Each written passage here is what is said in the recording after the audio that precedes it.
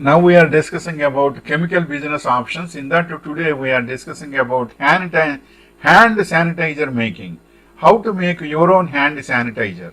If soap and water are unavailable, the CDC recommends using an alcohol-based isopropyl hand sanitizer with at least 60% alcohol. How to make hand sanitizer?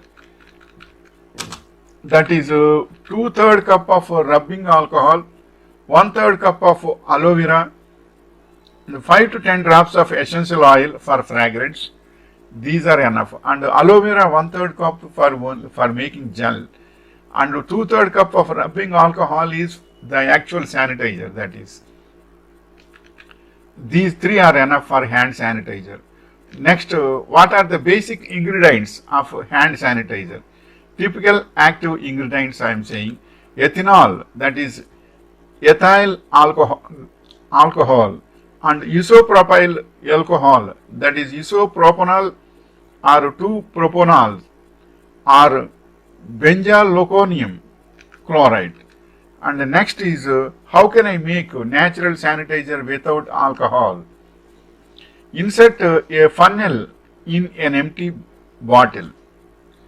Insert a funnel in an empty bottle. Pour 1/4 cup of aloe vera and 2 tablespoons full of witch hazel into the bottle through the funnel, and add little water and 15 drops of essential oil. Remove the funnel, cover the bottle and shake it vigorously to ensure it mixes well. That is the sanitizer without alcohol also we can make. Can you make, next is can you make hand sanitizer without alcohol?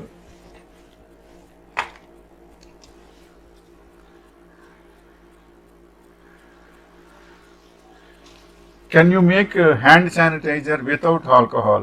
Instead of using alcohol, which can be harsh on skin and can be flammable, an alcohol-free hand sanitizer uses a different active ingredient to kill germs. Health Guard foaming number alcohol hand sanitizer uses a benzalkonium chloride as an active ingredient. And the next point is how do you prepare a sanitizer formula? 2 parts isopropyl alcohol or ethanol, 1 part aloe vera gel, a few drops of clove, eucalyptus, peppermint or other essential oils.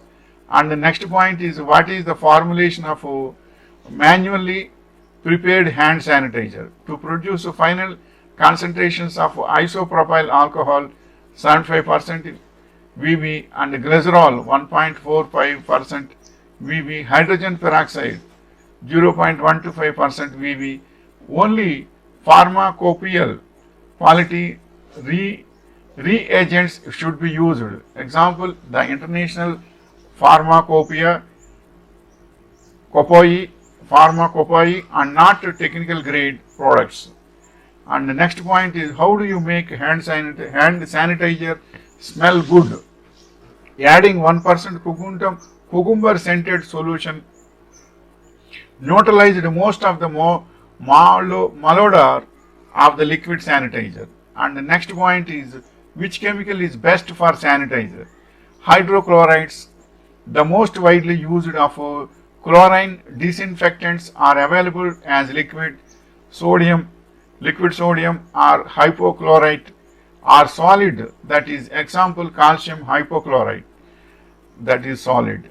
And the next point is what are 5 chemical sanitizers?